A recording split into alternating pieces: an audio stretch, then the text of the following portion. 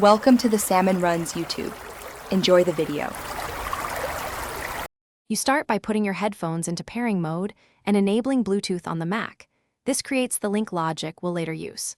Once done, open System Settings and confirm the Mac sees the headphones. Make sure Logic Pro X is closed while pairing to prevent sample rate or device locks. Pair the device and verify it shows as connected in Bluetooth settings. This avoids Logic grabbing a different audio device and keeps a clean handoff when you next launch Logic.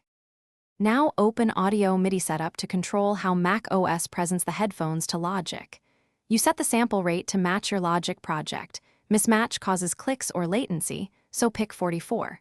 1 kHz or 48 kHz. If you need inputs from another device, create an aggregate device and include the Bluetooth output. Otherwise, leave it as a single device to reduce complexity.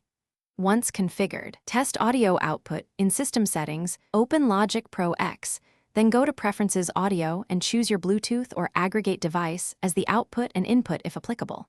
Next, set the I/O buffer to 256 or 512 samples to balance latency and CPU load. Lower buffers reduce latency, but can cause glitches. Test a playback and record pass.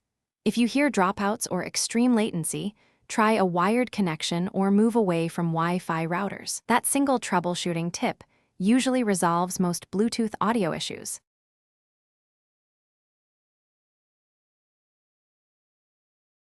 Thanks for watching. Consider subscribing if we helped you.